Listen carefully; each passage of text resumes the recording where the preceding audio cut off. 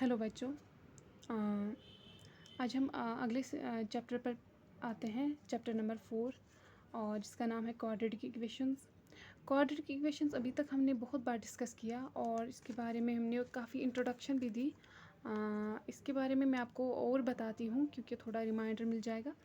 Quadratic equations जब हम कोई भी इक्वेशन, यानी फॉर एग्जांपल हमने अभी तक पॉलिनोमियल्स की बात की जहाँ हमने वेरिएबल्स एंड कोएफिशिएंट्स की बात की, और वो सारे जो है मैथमेटिकल ऑपरेशन से एक दूसरे के साथ जुड़े होते हैं।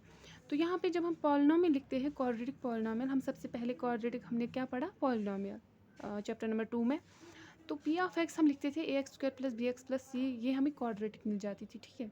और a≠0, अगर a=0 बन जाएगी तो ये लीनियर पॉलिनोमियल बन जाएगी। लेकिन a≠, ये कंडीशन होती है कि वो क्वाड्रेटिक नहीं हो सकती जिसका a=0 होगा, यानी a≠, हमारे पास कंडीशन गिवन होती है।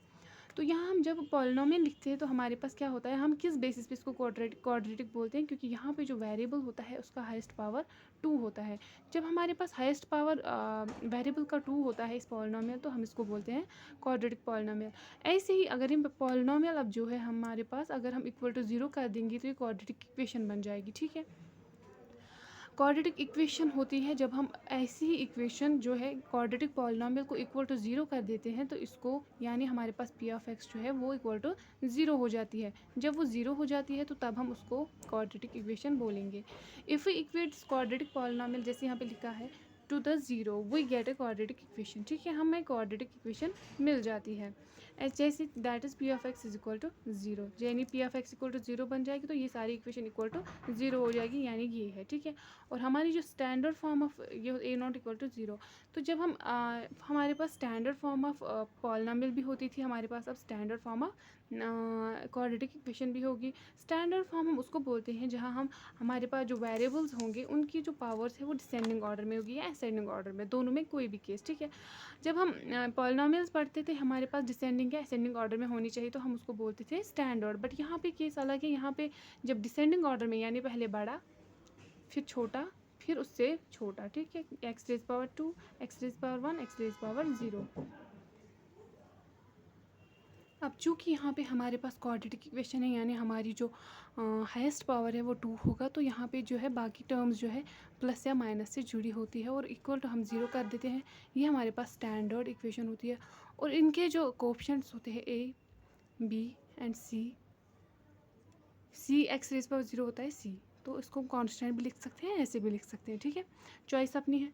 तो यहाँ पे ये समझाने का मकसद है कि जो हमारे पास स्टैंडर्ड होती है, standard form of quadratic equation, तो उससे क्या होता है कि सबसे पहले सबसे बड़ा पावर लिखा जाता है, यानी वो वाली टर्म लिखी जाती है जिसमें वेरिएबल का पावर हाईएस्ट होगा, फिर उससे कम और उससे कम, ऐसे डिसेंडिंग ऑर्डर में। ये डिसेंडिंग ऑर्डर कहने का मतलब ऐसा होता है कि जो पावर ऑफ वेरिएबल होता है वो डिसेंडिंग ऑर्डर में आता है, यानी पहले बड़ा फिर छोटा फिर छोटा, फॉर a≠0, ये प्रोवाइडेड होता है, ठीक है, ये हर कंडीशन में प्रोवाइडेड होगा।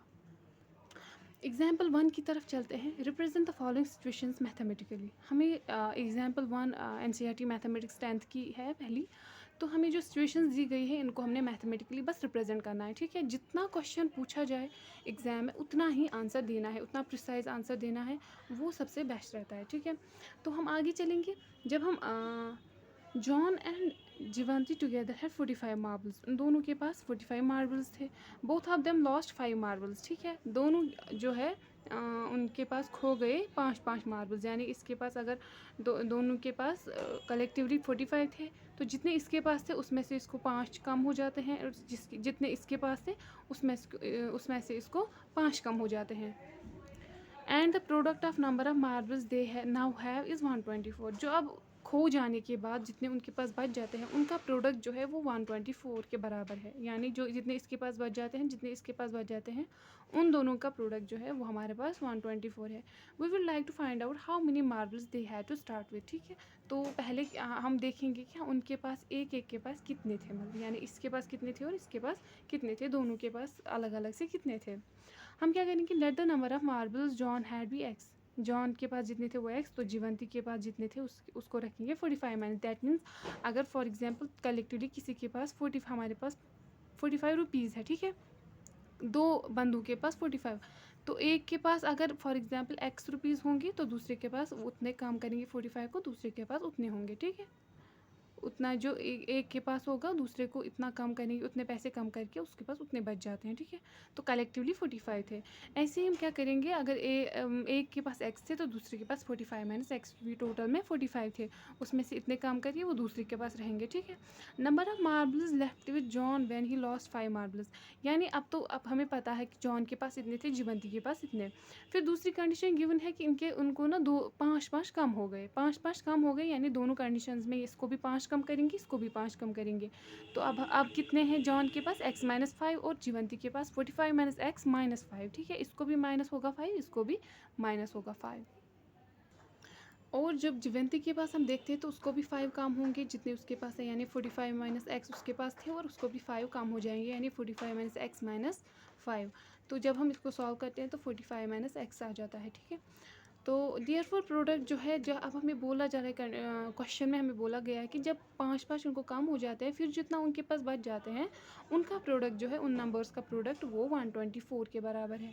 तो यानी जो 5 होने के बाद जब इसके 5 कम हो गए और इसके 5 कम हो गए तो उनका प्रोडक्ट जो हमारे पास आया वो 124 है। तो जब हम इसको सॉल्व करेंगे, यानी हम इसको कैसे सॉल्व करते हैं ये मैं यहाँ पे दिखाती हूँ आपको। हम क्या करेंगे, x minus 5 into 40 minus x, ये कैसे होता है इसको मैं थोड़ा खोलती हूँ, यहाँ पे थोड़ा ओपनली बोलती हूँ। x माइनस 5 को सबसे पहले 40 से करेंगे मल्टीप्लाई, फिर माइनस यहाँ पे है तो x माइनस 5 को फिर से x के साथ। अब यहाँ पे इस पर डिपेंड करता है, यहाँ माइनस है प्लस, अगर यहाँ पे प्लस होता तो यहाँ प्लस आ जाता, अगर यहाँ पे माइनस होता तो माइनस आ जाता, ठीक है। अब हमने माइनस किया और x माइनस 5 को फिर से x के साथ, यानी पहले इस x माइनस 5 को 40 से करेंगे, फिर बीच में ये साइन आएगा और फिर x माइनस 5 को इस वाले टर्म से करेंगे मल्टीप्लाई। हम क्या करेंगे, 40 इंटू एक्स हो गया 40x, एंड 40 इंटू माइनस 5 हो गया 200। ऐसे ही माइनस साइन ये रहेगा, x इंटू एक्स हो गया एक्स स्क्वायर, और x इंटू 5 हो गया, ये माइनस x है ना, क्योंकि ये माइनस जो है इस x को है, ठीक है। और x इंटू 5 क्या हो गया, माइनस एक्स इंटू माइनस 5 क्या हो गया, माइनस माइनस हो जाएगा प्लस, तो x 5x हो जाएगा प्लस 5x।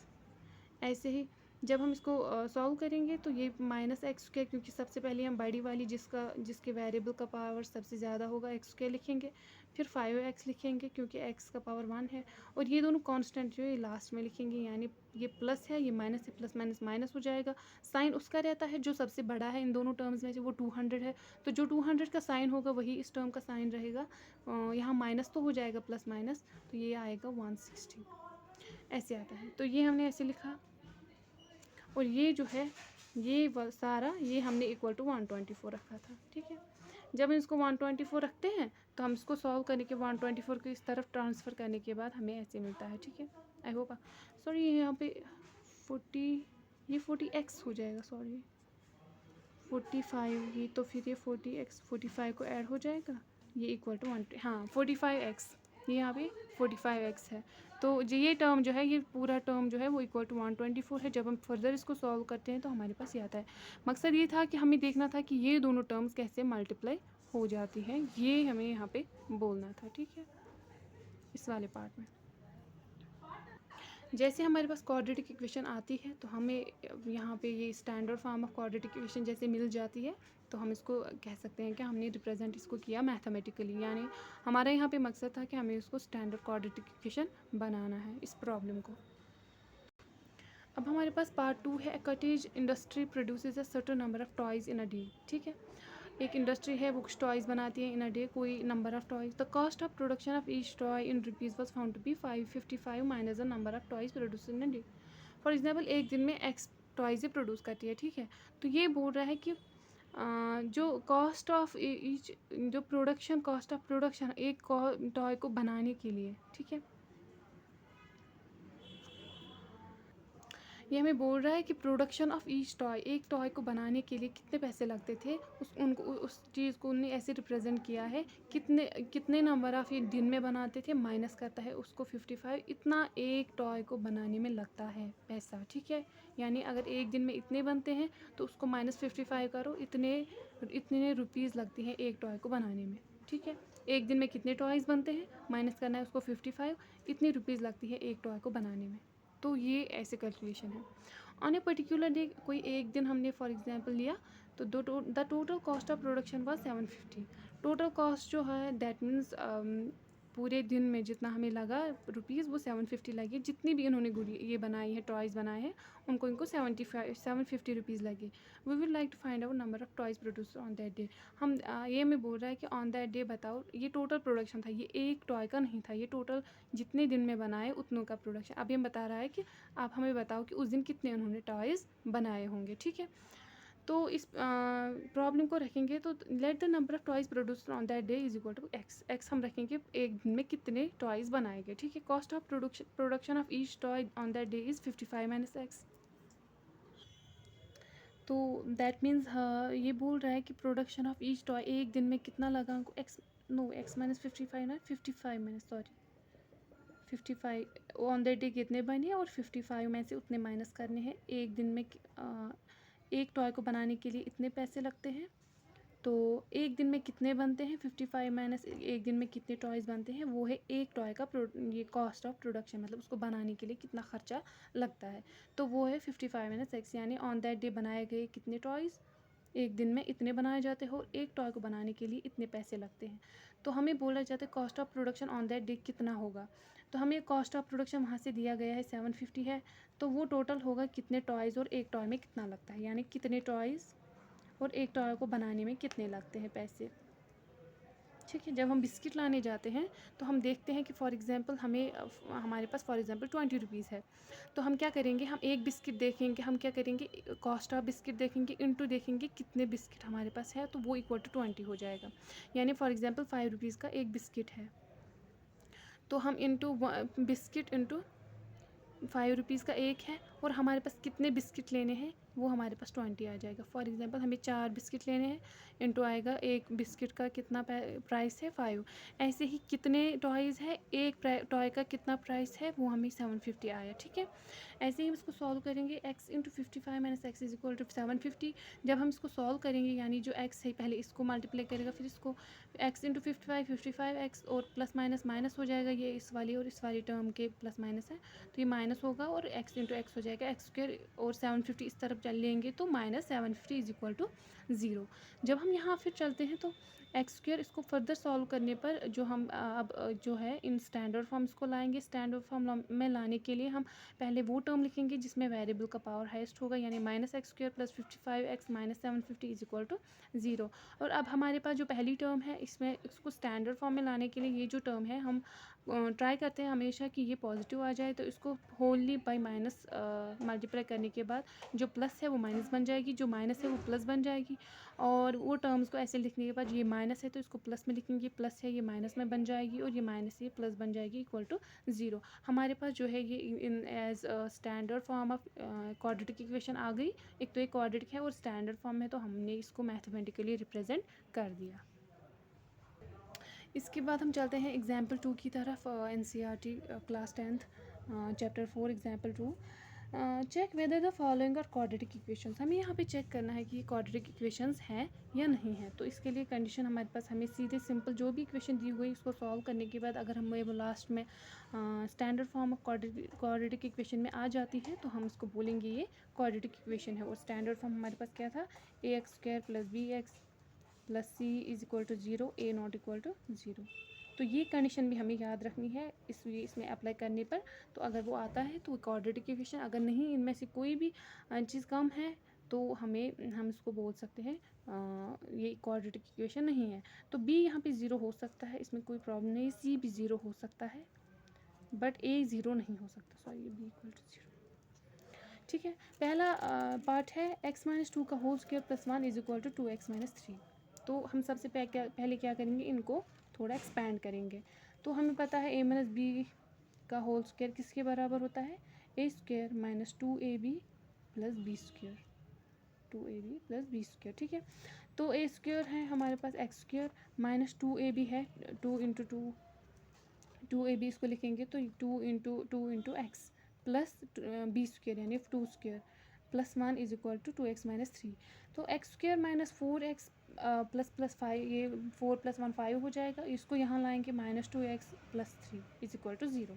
तो ये हम जब यहाँ आ जाते हैं तो ये बन जाती है हमारे पास स्टैंडर्ड, यानी X square minus 6x + 8 is equal to 0। Okay,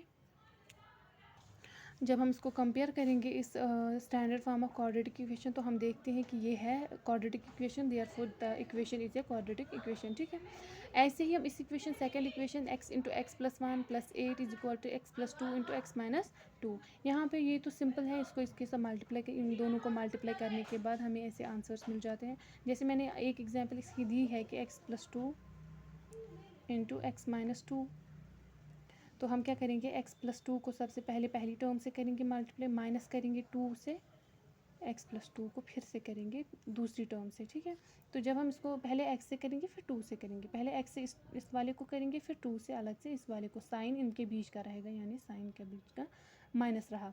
x × x x² + 2x minus plus, इसका प्लस है इसका माइनस, तो -2x, इसका प्लस है इसका माइनस, तो माइनस आ जाएगा, 2 × 2 = 4 ये आएगा। ठीक है, ऐसे हमने इसको जब सॉल्व किया तो हमें यहाँ पे इसको सॉल्व किया तो हमें ये आया, और यहाँ पे यहाँ से x² + x × 1 हो गया x + 8, x² कैंसिल हो जाएगा, तो यहाँ पे हमारे पास क्या बचेगा, x + 12 on solving x + 12 is equal to 0। हम देख सकते हैं कि इसमें x टर्म है लेकिन x² टर्म नहीं है इस इक्वेशन में, तो ये क्वाड्रेटिक नहीं बन सकती। x² का यानी x² का जो कोफिशिएंट है वो 0 है, और कोफिशिएंट जो x² का यानी a ≠ = 0 हमने रखा था पहली कंडीशन, तो यहाँ पे 0 है, ये क्वाड्रेटिक इक्वेशन नहीं है। It is not of the form ax² + bx + c, यहाँ पे जो है a 0 है इस कंडीशन में, तो देयरफॉर हमारे पास जो है इक्वेशन ये क्वाड्रेटिक इक्वेशन नहीं है। ओके, ऐसे ही हम आगे पार्ट 3 पर चलते हैं। x × 2x + 3 is equal to 2x² + 3x। ठीक है, ऐसे लिखते हैं, तो x² + 1, ये इसका मतलब ये हमने इसको सोल्यूशन किया है। असल में question x × 2x + 3 is equal to x² + 1 ऐसे है, तो इसको सॉल्व करने के बाद ये मिला इज इक्वल टू x² + 1, ये राइट हैंड साइड है और ये लेफ्ट हैंड साइड है। ठीक है, इसको फर्दर सॉल्व करने के बाद 2x², इसको इस साइड ले जाएंगे तो ये ऐसे सॉल्व हो जाएगा, 2x² - x² हो जाएगा x², 3x - 1 क्योंकि इस तरफ आएगा तो इक्वल टू 0। ये हमारे पास ax² + bx + c की फॉर्म में है, तो हमारे पास जो है क्वाड्रेटिक इक्वेशन आ गया। ठीक है, ऐसे ही फोर्थ एग्जांपल हमारे पास है, फोर्थ पार्ट इसका x + 2 का whole cube is equal to x³ - 3। तो यहाँ पे हमें ज़रूरी है कि जब हमारे पास ऐसी इक्वेशन स्टैंडर्ड इक्वेशंस आती हैं, स्टैंडर्ड फॉर्म्स आती हैं, यानी x + 2 का स्क्वायर, x + 2 का क्यूब, तो इनकी जो ये फॉर्मूले हैं वो याद करना ज़रूरी है ताकि ये सॉल्व करने में हमें आसानी हो। a + b का होल क्यूब हमारे पास होता है a³ + b³ + 3a² + 3ab²। ठीक है, ये होती है इसकी फॉर्मूला, इसको याद करें और इसको यहाँ अप्लाई करेंगे। तो a + b का होल क्यूब, x + 2 का होल क्यूब, ये होता है a³ x³ + b³ 2³ + 3a² यानी x², 2, ये डॉट्स जो है मल्टीप्लिकेशन दिखाते हैं, प्लस 3ab² यानी a यहाँ पे x है और b यहाँ पे 2 का स्क्वायर। तो इसको फर्दर सॉल्व करके x³ + 2³ क्या होता है, 8 होता है, 2³ एंड 3x² 2 × 3 × 2 = 6, 6x² + 2 × 2 = 4, 4 × 3 = 12x, ऐसे आएगा ये। तो इसको जब हम यहाँ देखते हैं ऐसे ही लिखा है इज इक्वल टू 0। इन दोनों को भी इस साइड लेके इनको सॉल्व करने के बाद हमें x² + 2x + 2 is equal to 0, ये हमारे पास in the form of standard form of ये क्वाड्रेटिक इक्वेशन आया। तो दैट मीन्स हमारे पास जो इक्वेशन है ये क्वाड्रेटिक इक्वेशन है। ओके, आई होप आपको समझ आया होगा। आगे चलते हैं विद एक्सरसाइज 4.1। ये हमारे पास एग्जाम्पल्स यहाँ पे फिनिश होती है।